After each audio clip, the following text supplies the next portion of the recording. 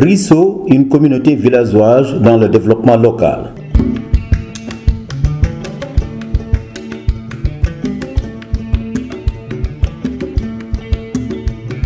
Le village de Risso est situé dans la commune de Koul, à environ 2 km de Mékhé, arrondissement de Mérina Dakhar, département de Tivaouane, dans la région de Thiès. Ce village se trouve à cheval entre la commune de Mékhé et celle de Koul, la capitale communale, à 52 km du chef-lieu de la région de Thiès et à 29 km de son chef-lieu de département, Tivaouane. Il est traversé par la route latéritique qui relie la commune de Koul à Ngaye-Mékhé, la ville la plus proche. Sa population globale est estimée à 1278 personnes, dont 680 femmes. Elle est répartie en 68 concessions avec un total de 100 ménages.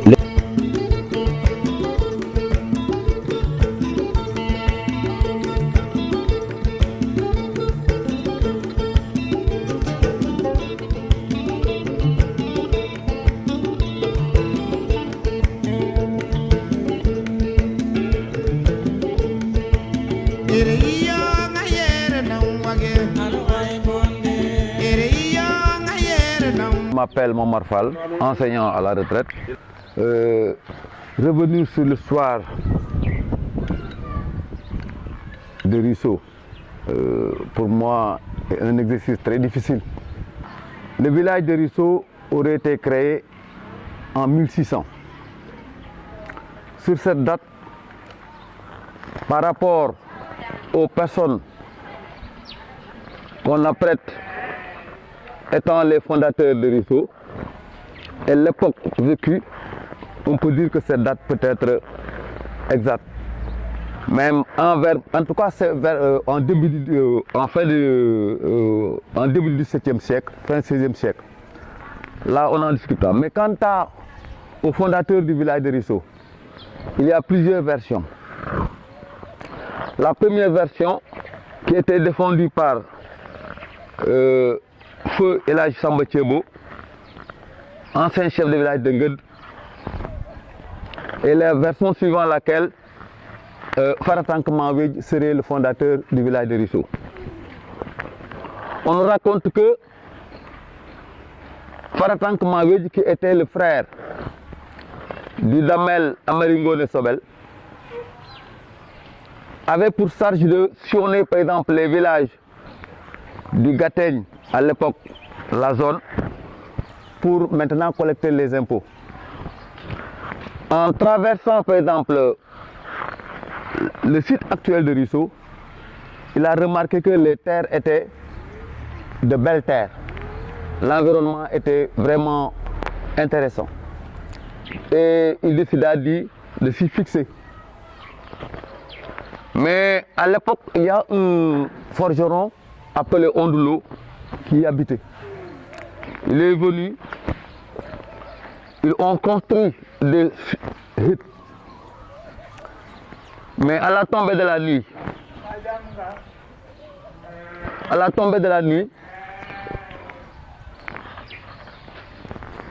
les Mawedj et sa suite ont décidé de passer la nuit ailleurs. Et la même nuit, à une heure indue, les forgerons sont venus pour mettre du feu aux habitations. Ils l'ont répété une deuxième fois, une troisième fois. Et à chaque fois, les Kayoriens revenaient pour reconstruire les sites. Et à la troisième fois, les forgerons se sont dit, ces gens-là, on ne peut jamais les surprendre. Il est difficile de les surprendre. C'est-à-dire, ils kulen gëdd moy en wolof. Souvent on dit gëdd may, mais du gëdd may, gëdd moy la. C'est-à-dire, à chaque fois on essaie de les surprendre, à chaque fois ils finissent par échapper. Les habitants s'adonnent essentiellement à l'agriculture, l'élevage, les petits commerces, les activités maraîchères, l'artisanat, etc.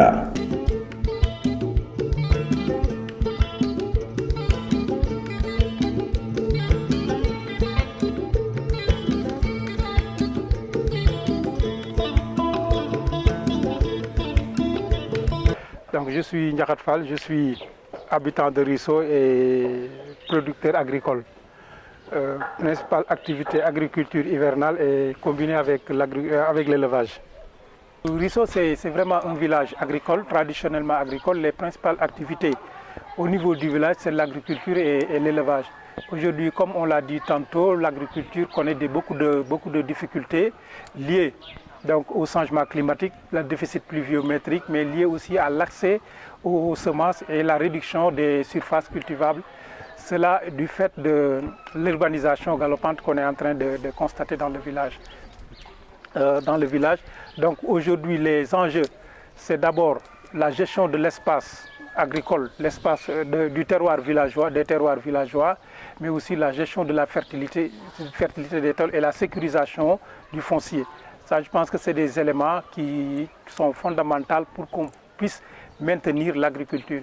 Mais comme je l'ai dit tantôt aussi, on a toujours intégré l'agriculture à l'élevage. Et aujourd'hui, c'est plus que, en tout cas, indispensable pour diversifier les sources de revenus des familles, mais aussi pour la fertilisation de nos terres. Ça, c'est essentiel. Et l'autre enjeu aujourd'hui, c'est un développement intégré. Parce que compte tenu du contexte où il y a un déficit pluviométrique, la rétrition, en tout cas des terres cultivables, il est important d'essayer de développer d'autres types d'initiatives qui sont liées à l'agriculture. Parce que aujourd'hui, on ne peut pas maintenir toutes les populations de Risso dans l'agriculture. Forcément, il y a des gens qui vont sortir de l'agriculture. Et pour sortir de l'agriculture, il faut qu'on essaye de valoriser les initiatives qui sont entreprises, accompagner ces initiatives pour pouvoir vraiment améliorer le développement du village. Donc le développement du village ne peut plus se résumer simplement sur l'agriculture, mais plutôt sur, en tout cas, l'accompagnement des initiatives de développement, des initiatives que les gens sont en train de développer au sein du village. L'élevage en fait partie et je pense qu'il est important aussi d'accompagner cet élevage, en tout cas pour fertiliser et diversifier les sources de revenus.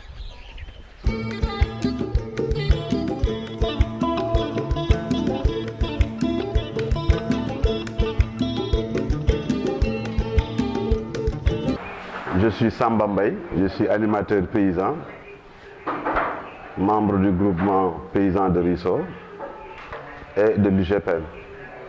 Je m'occupe de la commission développement durable au sein de l'UGPM, l'Union des groupements paysans de Mékhé. Si on parle de développement au niveau d'un village, et particulièrement du village de Risso, qui est situé dans le département de Tivaouane, donc dans le centre nord du bassin arachidier sénégalais.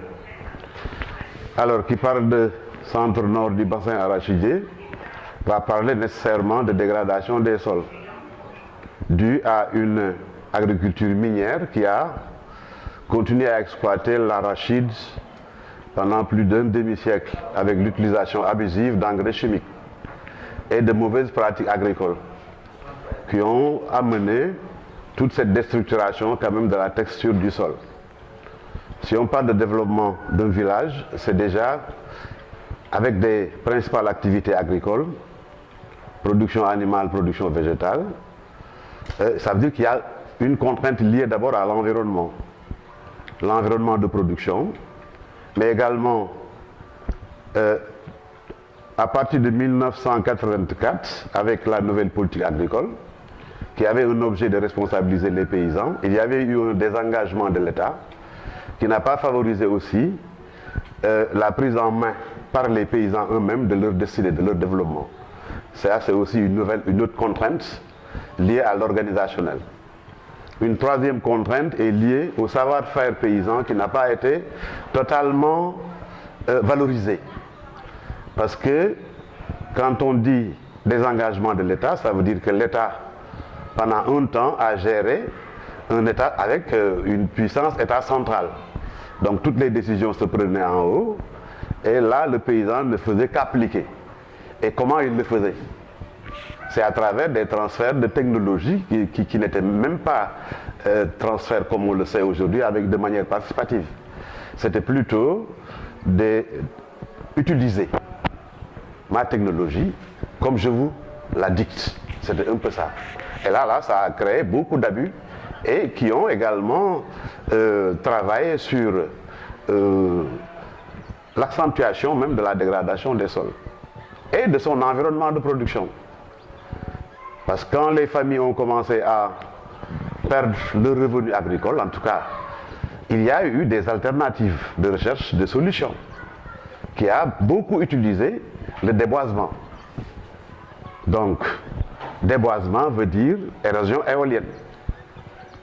L'environnement de production n'étant pas, l'agriculture à Risso ne nourrit plus son homme, et ça c'est depuis plus de 20 ans. Donc ça c'est problématique. Alors qui parle de Risso va parler nécessairement d'un village de tradition sociale et organisationnelle. Maintenant, l'impact des difficultés économiques a eu beaucoup d'effets négatifs sur la structuration même des exploitations familiales qui l'a composée. Il y a eu des cassures sociales et tout le monde est allé vers l'extérieur. Investir à Risso est devenu difficile, aussi bien dans l'agriculture que dans l'élevage, ça a posé des problèmes. Donc les gens étaient obligés de sortir et d'aller chercher des revenus additionnels dans les grandes villes comme Dakar, comme Touba, etc.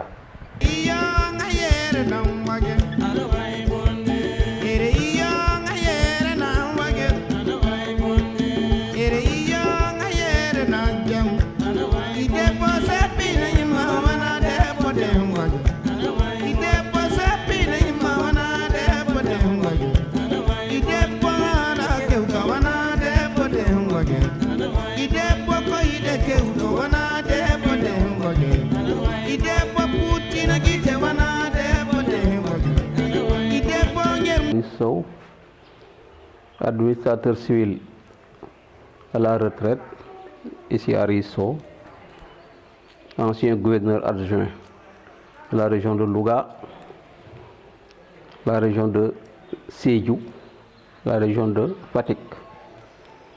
Auparavant, avant ces postes, j'étais plusieurs fois conseiller technique dans les départements ministériels de la coopération décentralisée, ministère de la fonction publique, ministère de l'éducation et au cabinet du Premier ministre chargé de la décentralisation. Si Malik, je pense qu'il ne serait pas superflu, avant de répondre à votre question, de revenir sur le sigle ANVID.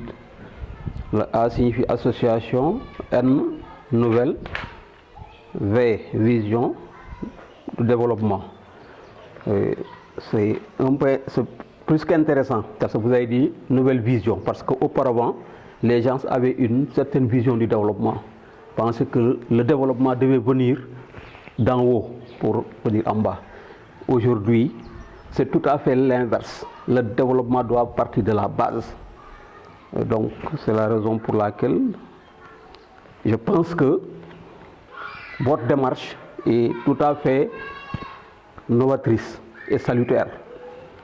Donc une association qui se préoccupe de développer la base, je pense que ça ne court pas les rues tous les jours. Donc c'est la raison pour laquelle donc il me plaît de rappeler peut-être le sigle ANVID. Maintenant, par rapport aux opportunités, une association comme ANVID, aujourd'hui, c'est une association dont les populations attendent beaucoup de bienfaits. Pourquoi? Parce que simplement, nous sommes la commune de Koul, particulièrement le village de Risso, donc où ANVID est né, même si elle est portée par d'autres fils qui sont à l'extérieur. Je pense que les gens ont suffisamment d'opportunités, ont suffisamment de besoins qu'elles voudraient voir satisfaits. Et je pense que ANVID a sa part à jouer, dans ce développement au niveau du village de Risso. Et donc, les populations attendent beaucoup de ANVID pour le développement à la base, que ce soit dans le secteur primaire que dans les autres secteurs, particulièrement le secteur primaire, à savoir l'agriculture, l'élevage, l'artisanat, etc. Voilà.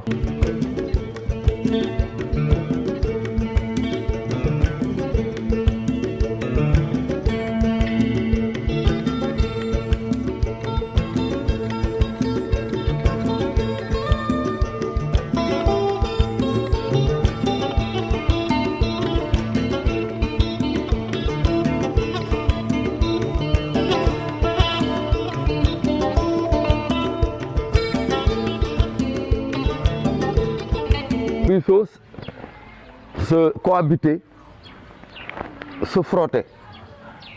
Donc ruisseau, il y a une deuxième version maintenant qui dit que ruisseau a été fondé par Tahir Malik. On dit Tahir Malik, mais c'est Tahir Malik, T-L-Y-E. Maintenant, le mot a évolué pour devenir maintenant Tahir Malik. On raconte que Tahir Malik, qui est le fils de Damel Massamba Tako, et tant d'autres fils que lui, par exemple. On dit que les villages, comme les villages de beaucoup de villages, le village de Risso, on nous dit qu'a été fondé par Tahir Malik. Le village de Tabi par Tabi Malik, Ndat par Ndat Malik, Khopoy par Ngoj Malik, ainsi de suite. Donc ces 12 villages-là ont été créés en même temps par les fils du Damel Massamba Tako. On nous dit que le Damel avait demandé à ses fils, à chacun d'aller créer un village. Vous voyez que par exemple, beaucoup d'entre eux ont donné leur nom au village. On nous dit Ndat Malik, Malik maintenant Ndat. Il dit Tabi Malik, Tabi. L'El Malik c'est Ndand. Tahir Malik c'est Risso, etc., etc. Donc voilà ces 10 villages-là. Donc là aussi, par exemple, on nous dit que par exemple, le Damel Amaringone, le Damel Massamba Tako avait demandé à Tahir Malik, qui était son fils, d'aller habiter auprès de son oncle paternel, Faratank Mawedj. Donc, habiter côte à côte. Donc, ce qui veut dire que d'où est venu le mot Risso, c'est-à-dire de ma Risso dit Aksa Domi Baye. Mais ce Tahir Malik-là, j'ai lu dans un bulletin de l'IFON qui date de 1974. On nous dit que ces villages-là, que je viens de citer, ces villages ont été créés par les fils de Nyoukfam. Les fils de Nyoukfam. Vous voyez que Nyoukfam, c'est un peu éloigné par rapport à cette époque. Maintenant, je me suis dit que est-ce que par fils, on ne voulait pas dire les descendants de Nyoukfam? Ce qui veut dire que, par exemple, ça solidifie, par exemple, la version là. Mais dans tous les cas, que Risso soit fondé par Faratank Mawedj ou que Risso soit fondé par Tahir Malik, l'important c'est pas ça. L'important c'est le résultat. Vous voyez que par exemple, c'est entre un père et son fils. Depuis 1600 jusqu'à présent, vous voyez que par exemple, il n'y a jamais eu de problème entre par exemple les descendants du fils et les descendants du père. C'est cette solidarité qui existait entre, par exemple, ces parents-là. C'est cette solidarité qui se développe actuellement aujourd'hui. Et c'est sur cette solidarité que peut se baser l'envie pour aller vers l'avant. Je vous remercie.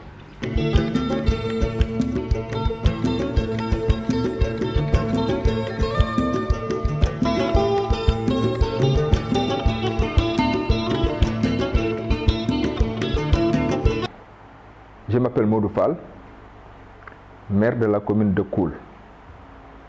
Depuis l'acte 3 de la décentralisation, c'est-à-dire en 2014. Et donc, j'ai été installé le 16 juillet 2014 par le sous-préfet, donc, qui était là à Mérina, Dakar. D'abord, permettez-moi, moi aussi, de vous remercier et de venir me solliciter pour un documentaire que vous réalisez pour ANVID, Association Nouvelle Vision, pour le développement de Risso. Une association qui est née il y a presque un an et peut-être un mois et quelques. Et la commune de Koul, dont vous me demandez la présentation, s'étale sur 175 km², avec 105 villages et leur dernier récemment administratif, la commune tourne autour de 32 000 habitants. C'est une commune dont les activités principales, comme vous le savez, c'est l'agriculture, avec principalement comme culture l'arachide, le mil souna, mais aussi le niébé. Mais aussi, il y a la culture du manioc qui gagne petit à petit du terrain. Mais aussi, il y a l'élevage, comme vous le savez. Parce que, généralement, les gens allient l'agriculture et l'élevage. Mais, on ne doit pas négliger les autres activités connexes à l'agriculture et à l'élevage. C'est donc, généralement du moins, le commerce. Mais aussi, c'est une commune qui regorge d'émigrés, installés un peu partout à travers le monde. Et là aussi donc, je leur rends un vibrant hommage pour avoir participé au développement de la commune, pour avoir contribué grandement au développement de leur village. Mais je ne vais pas donc terminer sans vous dire que donc la commune de Koul est ceinturée par la commune de Mékhé, la commune de Pire, de Kersambakan, de Mérina, mais aussi de Baba Garage. Donc, une commune frontalière avec 6 autres communes. Mais une commune rurale, comme les gens ont l'habitude de dire. Et si on prend vraiment la population, à très grande majorité, ce sont des jeunes. Et qui donc, une population majoritairement jeune, dit donc une commune qui a de l'avenir. Voilà donc brièvement présenté la commune de Koul, et vous êtes ici au siège de cette commune.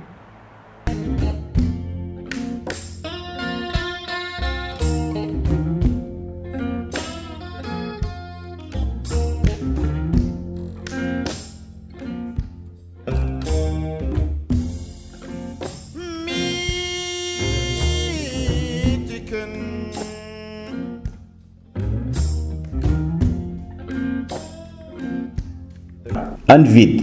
Créée le 24 avril 2019, l'association Nouvelle Vision pour le développement de Risso s'est inscrite dans cette dynamique en initiant des projets relatifs à l'économie, la culture, le développement, l'environnement, l'éducation, la santé, etc. Elle vise à donner à tous ceux qui le souhaitent l'opportunité de contribuer pleinement au développement de Risso et dans le même temps renforcer les relations de solidarité et d'entraide entre les habitants. Cet élan de solidarité et de convivialité est un legs laissé par nos parents et grands-parents que nous nous efforçons de préserver jalousement afin de le transmettre à la jeune génération sur qui repose l'espoir de tout le village pour assurer la relève.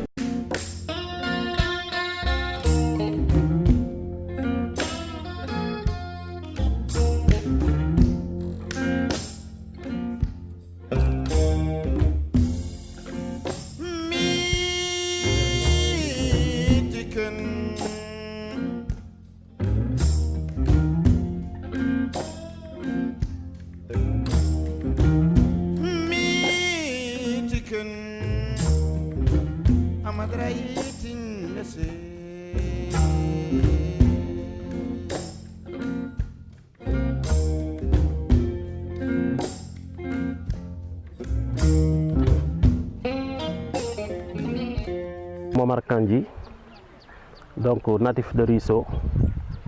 Je suis le directeur de l'école élémentaire Biram Dieye Issa Ngoné Fall de Risso.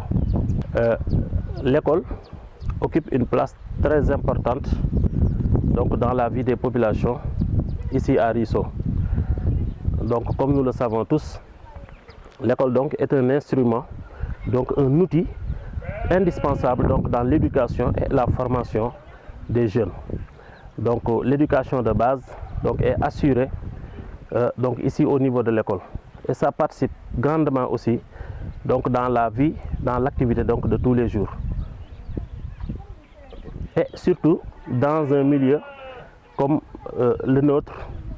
Donc l'école est un lieu qui participe dans la formation mais aussi dans l'ouverture donc dans la réalisation donc de toutes les conditions donc nécessaires à la vie en société.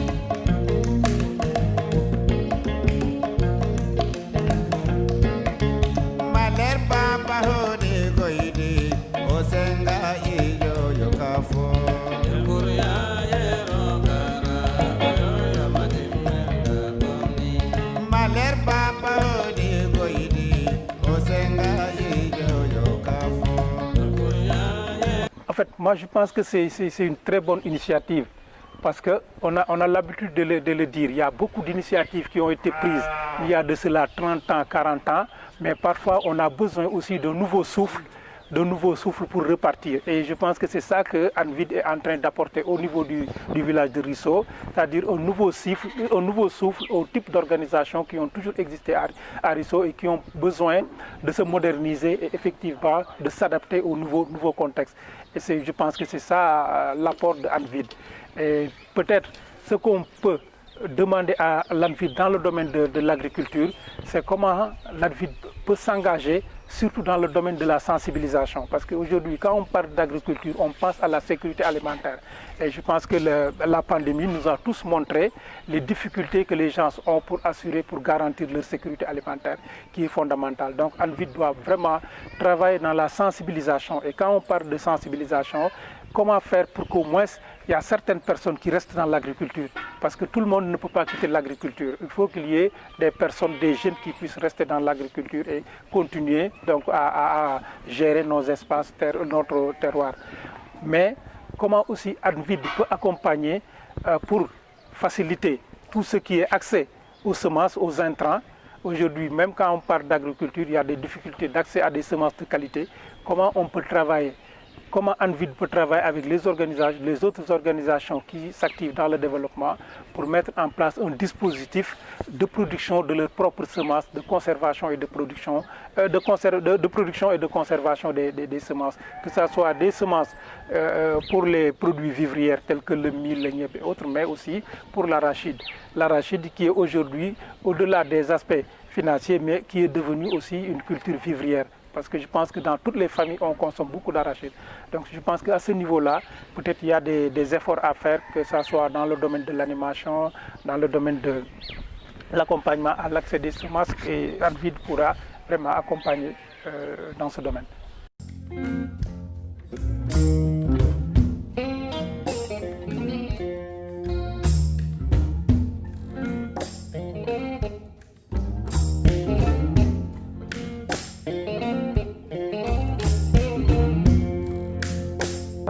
Je m'appelle Seydina Alioune Fall.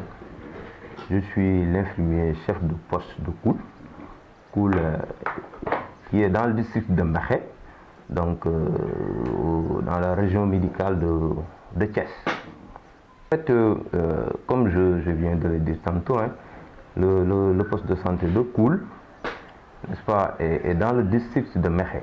Donc, Mekhe, et c'est dans la région médicale de Thiès. Donc en fait c'est une commune qui se compose de plusieurs structures sanitaires. En fait il y a d'autres postes de santé comme celle de Khandan, de Toubakan, de Fass Diacksao, aussi de Golobé. Il y a aussi des cases de santé. Donc en fait la population environ est aux environs de 30 000 habitants. Mais nous, au niveau du poste de santé de Koul, dont fait partie le village de Risso, c'est environ 14 000 habitants. Alors, donc c'est au total ça. Oui, je connais l'association pour avoir travaillé avec elle. Donc c'est vrai qu'on a eu à organiser une activité de consultation gratuite et que j'ai beaucoup apprécié l'activité parce que bon, on a travaillé là-dessus de bout en bout. Hein. C'est pas une activité qui a été organisée comme ça. Bon, vraiment, on a été au début et à la fin de l'activité. Donc ça a été très bénéfique pour la population parce que tout le monde n'a pas l'accès à la santé. Donc ça permet vraiment de régler le problème d'accessibilité financière et même quelque part géographique de la santé. Et que vraiment cette association, en tout cas on compte beaucoup sur la collaboration. C'est à deux niveaux. D'abord, moi je pense que je voudrais que cette activité, en fait, cette collaboration soit pérenne. C'est-à-dire qu'il y ait une continuité, qu'il n'y ait pas de rupture entre ANVIT et le poste de santé de Koul. La deuxième chose est que je veux aussi qu'ANVIT soit un trait d'union entre le poste de santé et la population. Parce que d'habitude, nous sommes dans des structures, nous sommes à peu près fixes. Donc on a des problèmes parfois, surtout la sensibilisation de la population par rapport à nos activités, par rapport au comportement que la population doit avoir face à la santé. Donc ils peuvent travailler, en tout cas dans le cadre surtout de la sensibilisation. La troisième chose, c'est qu'aussi, j'attends aussi dans le cadre surtout de l'investissement. Vous savez, les postes de santé n'ont pas tellement de ressources. Alors, et pour vraiment prendre en charge, n'est-ce pas, la santé de la population, il faut un minimum de matériel. Je donne l'exemple, par exemple, pour faire les évacuations, mais il faut un véhicule de qualité qui peut transporter les malades en urgence. Koul n'en a pas. Et que donc, de ce fait, ANVIT peut jouer un rôle fondamental, c'est-à-dire de nous trouver des partenaires, parce que nous ne pouvons pas aller trouver des partenaires. Donc eux, ils peuvent aller vers les partenaires, discuter et apporter vraiment ce matériel ou peut-être ces ressources au niveau du poste de santé de Koul pour que vraiment le bien, pour le bien de la population de Koul. Voilà.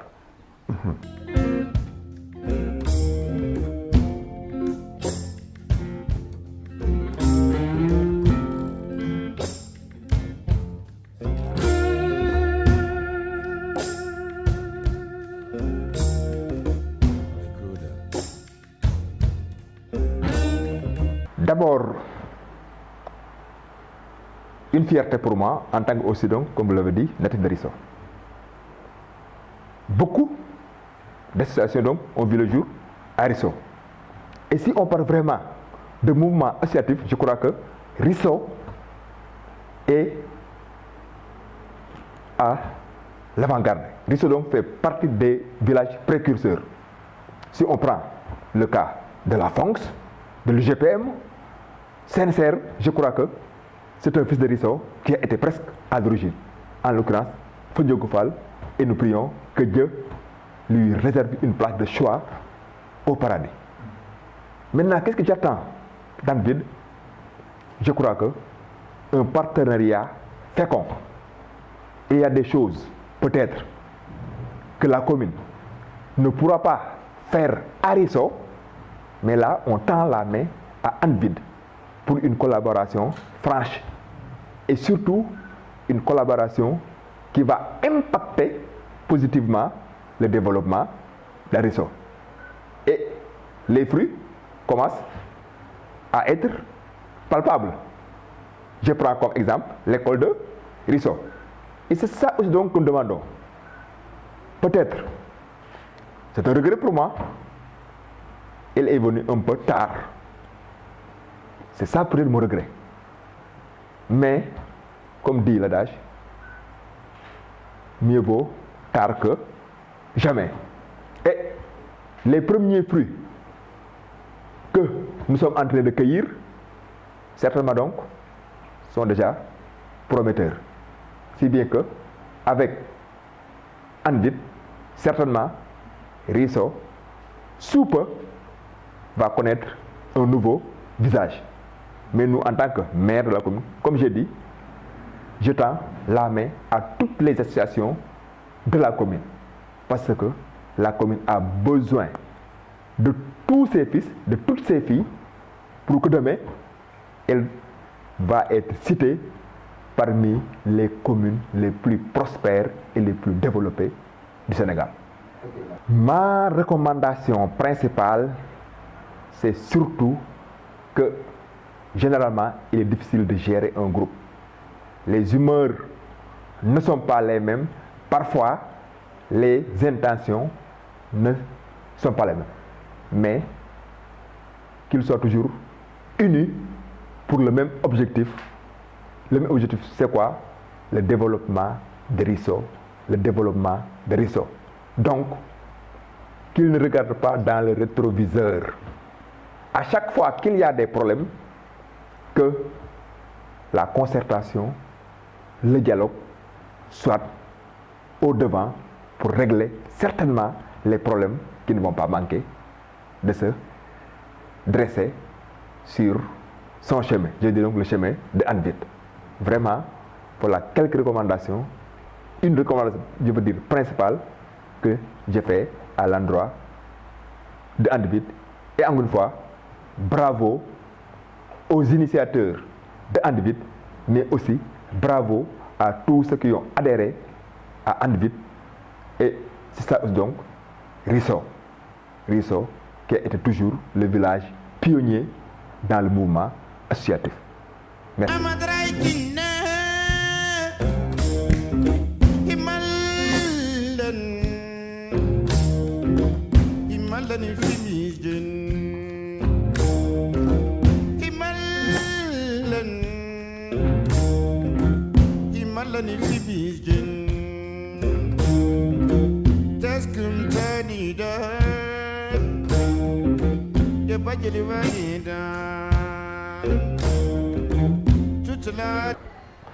Merci beaucoup de me recentrer par rapport aux jeunes. Parce qu'il parle de développement également, on va nécessairement parler de jeunesse. Parce que la jeunesse d'aujourd'hui, c'est l'adulte de demain. Il faudrait qu'il soit très bien formé, très bien éduqué, etc.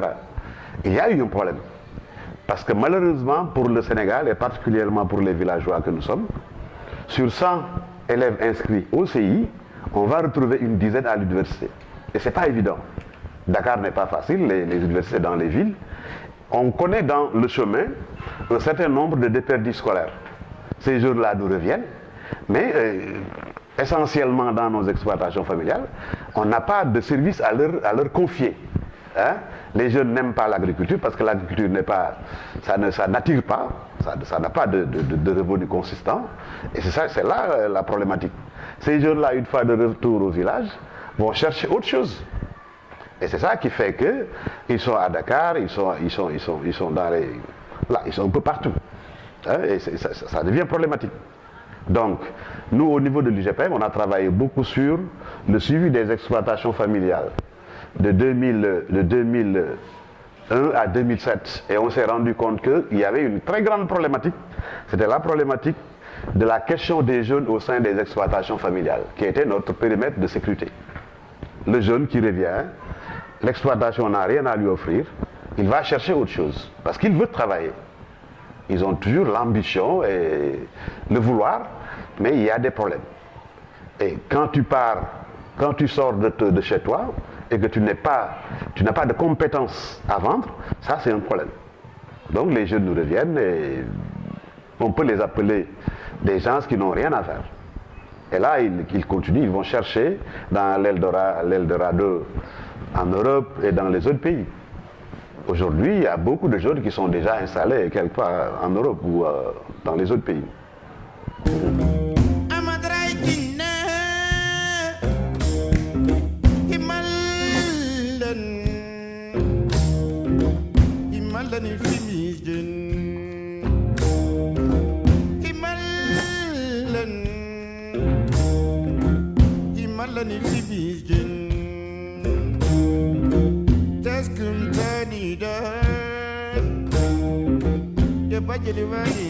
Je suis le trésorier général de l'association Nouvelle Vision pour le développement de Risso. Mon nom c'est Mam Gorfal. Je suis aussi membre fondateur de l'association. Nous comptons dans un premier temps et principalement sur les ressources provenant des cotisations des membres. Les membres simples comme nous les appelons, mais également les membres d'honneur, qui sont pour la plupart des ressortissants de Risso, qui sont ici au Sénégal et qui sont dans la diaspora en particulier, en Europe, en France, en Europe, donc en Amérique du Nord, Amérique du Sud, dans le monde partout. Donc les différents membres constituent des sources de de revenus par cotisation, mais également les membres qui sont à l'intérieur du pays, ceux qui sont à Risso, toutes catégories confondues. Donc les ressources principales, dans un premier temps, ce sont les cotisations de ces différents membres ou de ces différentes catégories de membres. Outre cela, maintenant, nous sommes dans une démarche de recherche de partenaires, dont les premiers sont les autorités locales, la commune, ensuite des organismes que l'on est en train de rechercher pour un appui dans le sens de la réalisation du programme que nous avons ficelé. En gros, c'est là. Donc pour me résumer, nous comptons en premier lieu sur les cotisations des différentes catégories de membres, membres simples, membres d'honneur et éventuellement des donateurs qui n'ont pas été démarchés et qui trouvent vraiment l'opportunité d'aider ANVID. Outre cela, maintenant, nous pensons à chercher des partenaires, à commencer par les autorités locales. En gros, c'est ça les sources de revenus.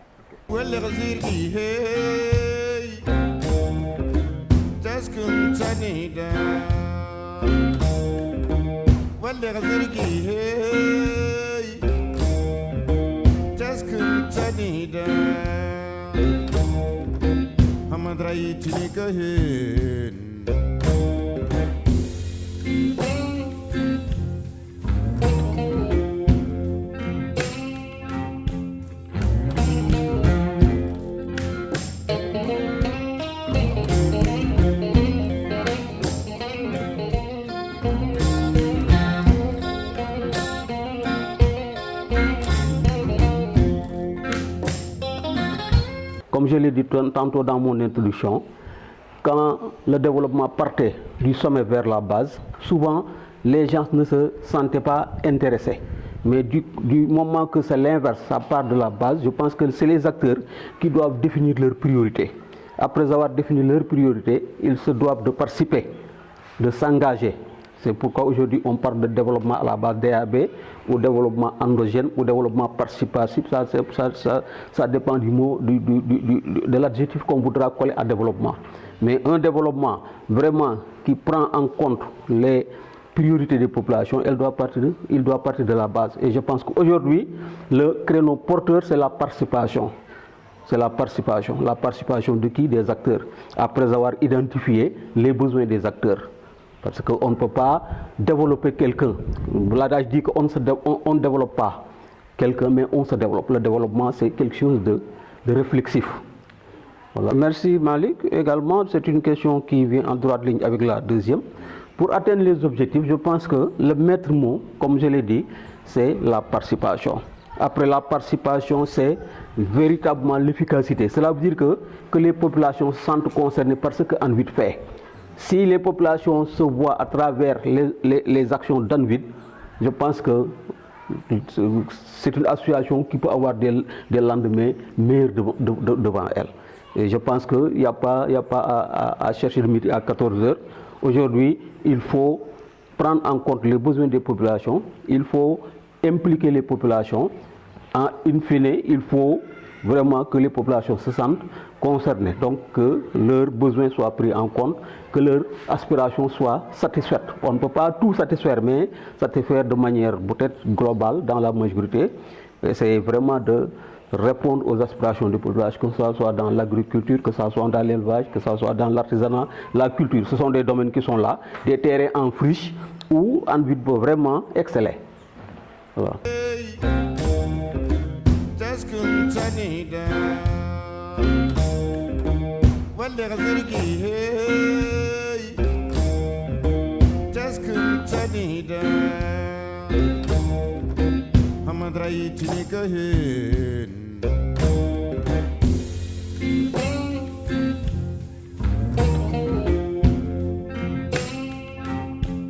ANVID, oui, je connais bien. Dès le début, les premières réflexions, moi j'ai été consulté pour ça. Je disais qu'il leur faudra du courage et aller dans le sens de l'organisationnel. C'est des jeunes qui ont besoin de développer leur village. Mais sachez que le village de Risso n'est pas n'est pas au niveau zéro en termes d'organisation.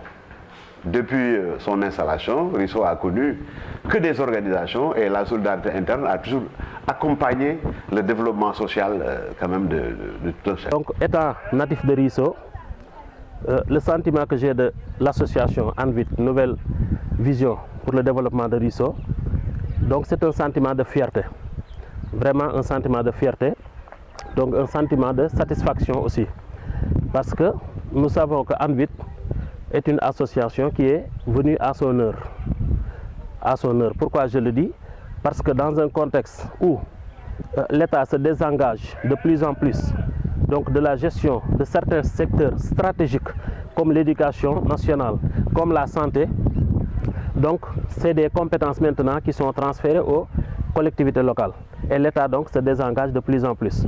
Donc si nous avons des partenaires donc, qui viennent aider donc, les collectivités locales dans cette démarche-là, vraiment nous ne pouvons que saluer donc, l'initiative qui a été donc, prise par cette nouvelle association. Comme je l'ai dit, ANVIT donc, est une association qui est venue à son heure. Donc aujourd'hui, l'association commence déjà à réaliser, à poser des actions vraiment très concrètes, des actions allant donc dans le sens de développer l'école, mais aussi de doter les enfants et en général le personnel, mais aussi tous les acteurs de l'éducation, de moyens matériels et de logistique vraiment nécessaires, indispensables pour le développement harmonieux donc de l'école, pour la qualité aussi des enseignements apprentissages. Donc ANVIT est une association qui est venue à son heure, comme je le dis. Vraiment nous saluons et comme vous l'avez dit dans votre questionnaire, nous espérons aussi donc d'autres actions beaucoup plus probables donc, qui viendront donc renforcer le dispositif, en tout cas jusque-là mis en place pour assurer donc la qualité donc des enseignements apprentissages et booster donc de l'avant donc vraiment les résultats et les rendements scolaires des enfants.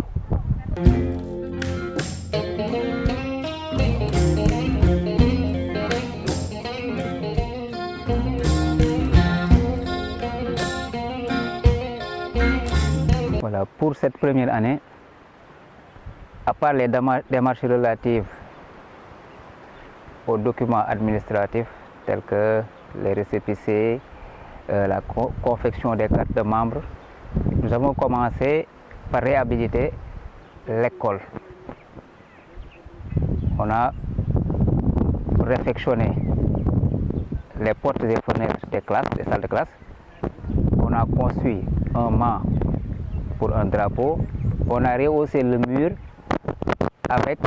pour sécuriser le local du fil barbelé qu'on a fixé tout autour pour que éventuellement que ce soit quelqu'un de mal intentionné ou bien des enfants qui ont l'habitude d'entrer, de passer par-dessus les murs pour peut-être jouer, que ces catégories n'aient pas la possibilité d'entrer dans l'école pour peut-être faire quelque chose qui pourrait vraiment impacter les activités.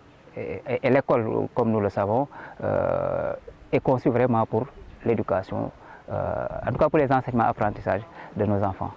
Donc ça aussi c'est un élément. Il y a également une journée de consultation vraiment qui a fait un effet très apprécié par les populations. Au mois de janvier dernier, le 5 janvier, nous avons réalisé cela. Donc ça fait partie des différentes actions.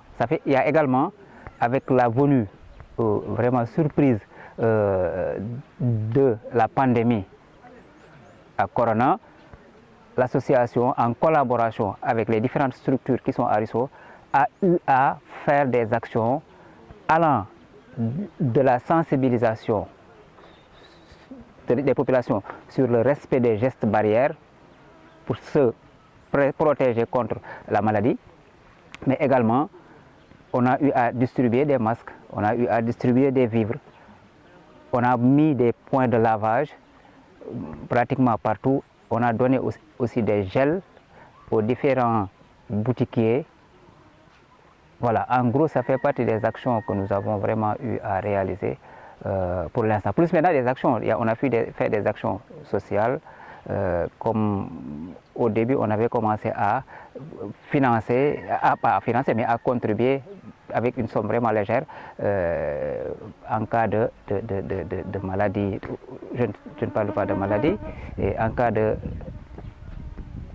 d'événement malheureux, on a eu à le faire. Et même pour maladie, on a eu à assister, on a voulu assister à quelqu'un, mais malheureusement, avant que l'action ne se fasse, alors Dieu a fait ce qu'il avait voulu, mais on a eu à contribuer quand même à hauteur d'un montant pour venir en aide à sa famille. C'est-à-dire pour que l'action ne soit pas nulle, quoi. Ça, c'est un élément également que nous avons fait. On a eu également à assister l'association sportive et culturelle de Risso, soit par appel à contribution volontaire, et même il y a un montant forfaitaire que nous avons eu à dégager pour l'appuyer.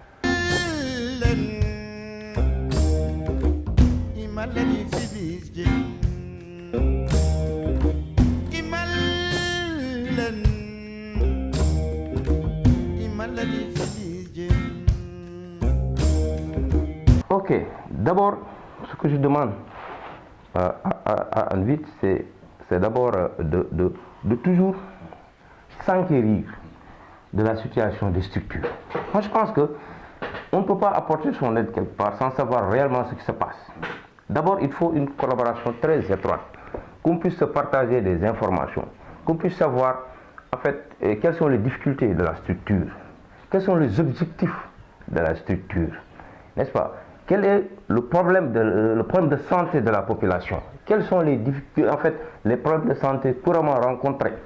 Les maladies les plus retrouvées. Parce que quand vous voulez apporter quelque chose, il faut vraiment se dire que, écoutez, le président a besoin de telle chose. Donc, Advit doit avoir toutes ces informations-là.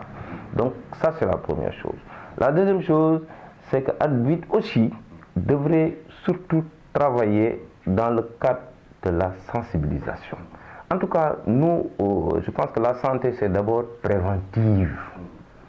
D'abord préventive. Pour moi, il y a un travail de sensibilisation, surtout au niveau des médias, d'organiser des émissions, pour qu'il y ait un changement de comportement de la population. Quand en tout cas, si on s'intéresse de manière de la situation, de la conjoncture aujourd'hui, nous avons la Covid-19 actuellement. Alors, Advit a quelque chose à faire. C'est-à-dire surtout la sensibilisation, le comportement. Aujourd'hui, les gens ne portent plus de masque. Vous voyez que les gens ne mettent plus de masque. Et pourtant, les cas augmentent. Ça cesse de grimper. Alors, les gens, il y a des manifestations. Donc, il y a un problème. Les gens ne sont pas conscientisés par rapport à la situation réelle. Moi, je pense que dans ce sens, Advit, en tant que des intellectuels, des gens qui ont un certain niveau de connaissance, pour vraiment, en tout cas, ne serait-ce que même financer les activités de communication pour permettre vraiment un changement de comportement et améliorer la santé de la population.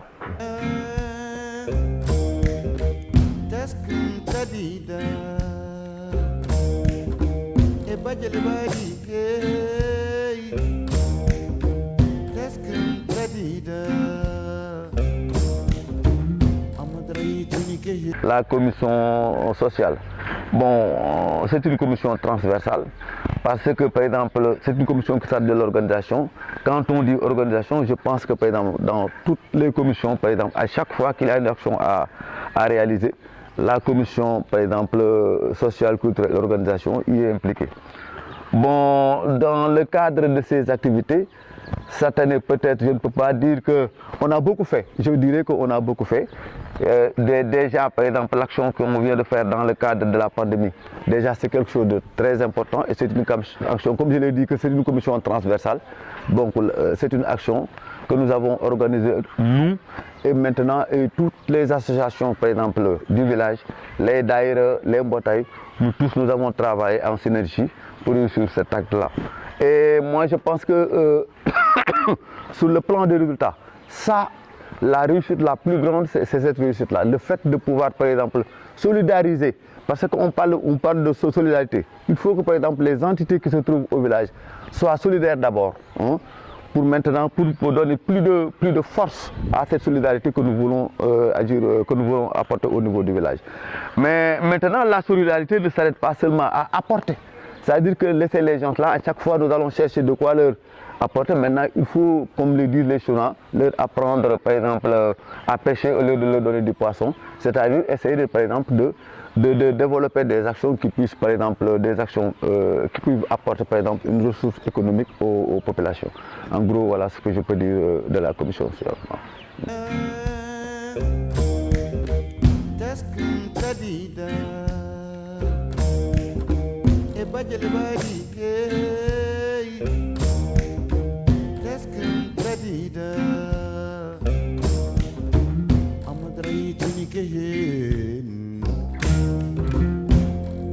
Outre ces actions, il y a également des cours de vacances que nous avons organisés pour une période d'1 mois, les vacances passées, à l'endroit des élèves de l'école, de la classe de CI à la classe de CM2.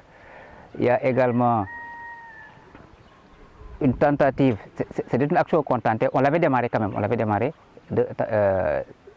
c'était de parrainer des élèves, de venir en aide, les appuyer pour les besoins, soit en fourniture scolaire, voilà. En tout cas, des besoins qui ont rapport à leur étude, surtout des élèves qui sont en situation peut-être plus ou moins difficile. Nous avons eu à le faire avec certains en payant leur mensualité pour un nombre de mois déterminé. Il y avait également, on avait prévu d'en faire pour d'autres, parce qu'on pouvait procéder par étapes. Malheureusement, la deuxième étape, elle coïncidait juste avec la reprise. Elle devait commencer après les fêtes de Pâques, et c'est en ce moment que la maladie a sonné à nos portes et voilà, l'école a fermé vraiment. Voilà. Donc en gros, ce sont les différentes actions pour l'instant que nous avons réalisées. Il y a d'autres actions qui sont en vue, comme par exemple nous sommes en train de faire un documentaire, reportage sur Risso, alors pour renseigner davantage sur le contexte de référence, donc par vidéo, par enquête, quelque chose du genre. Nous avons fait ces actions-là. Voilà. Il y a également des actions qui sont en vue. Donc sous peu peut-être, alors ils seront entamés en quelque sorte. Pour appel, vraiment, nous disons que l'association, comme nous parlons de développement local, nous avons commencé par une démarche inclusive. Nous avons fait pratiquement le tour de l'essentiel des membres potentiels, en commençant par les vieux, aux plus jeunes, en passant par les groupements de femmes, toutes les organisations qui sont à Risso, en tout cas qui œuvrent pour l'amélioration des conditions sociales. Donc nous les avons impliqués. À cela, nous disons encore de venir intégrer la chose, parce qu'elle est commune et l'intérêt qui est visé dans ces actions, c'est d'améliorer les conditions vraiment d'existence, d'améliorer les conditions d'accès, mais aussi d'aller et de retour à Risso pour le mieux-être, pour un mieux-être de tout un chacun. C'est pourquoi nos ressortissants qui sont à l'étranger, vraiment ils sont informés et ils sont dedans. Ils ont commencé à faire des actions, à faire des démarches allant dans le sens donc de faire marcher ANVIT, Association Nouvelle Vision pour le développement de Risso. Donc mon appel va dans ce sens. Il va également dans le sens de ceux qui ont entendu parler d'ANVIT, peut-être qui de manière officielle n'ont pas été informés, de dire que le fait d'entendre ou de voir ANVIT sur Facebook, sur YouTube ou même ailleurs ou entendre en parler, cette occasion est un appel pour lui.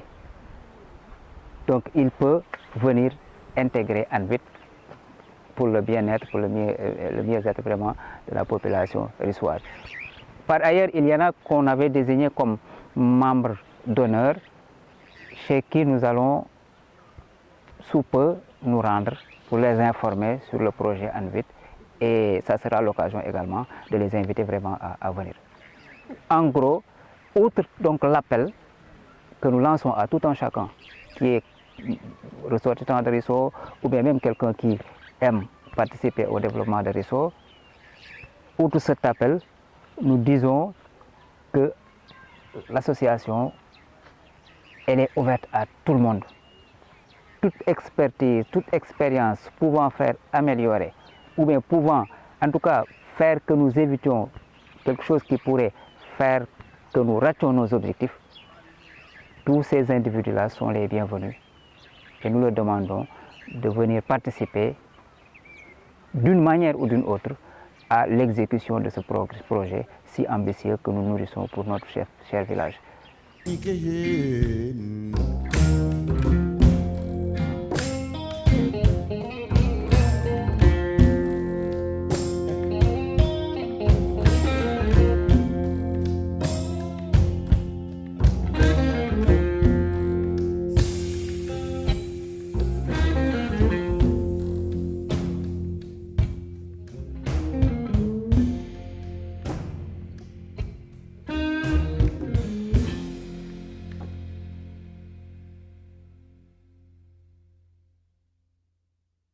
Samba Thiéba Fall, vice-président de ANVID et membre fondateur de la dite association. ANVID, association Nouvelle Vision pour le développement de Risso, a pour objectif de promouvoir le développement économique, éducatif, sanitaire, culturel du village de Risso, voire même de la commune de Koul. ANVID, c'est une association nouvellement créée, donc qui vise à promouvoir le développement économique, le développement éducatif, le développement sanitaire, le développement culturel et même le développement infrastructurel du village de Risso et même de la commune de Koul. Pour réaliser ces objectifs, ANVID s'appuie essentiellement des cotisations de ses membres et de quelques souscriptions venant de ces quelques membres. Donc, c'est la raison pour laquelle nous appelons les membres de ANVID à s'acquitter régulièrement de leurs cotisations pour que ANVID puisse financer ces actions-là. J'invite les membres et plus particulièrement la population à adhérer au projet de ANVID pour qu'ensemble nous puissions réaliser des missions de développement pour l'émergence de notre village, de notre cher village Risso. Sentiment de satisfaction parce que vraiment je suis agréablement surpris de l'engagement des membres de ANVID pour réussir véritablement notre mission. Nandiya denna lasidante baramu ma fi baradake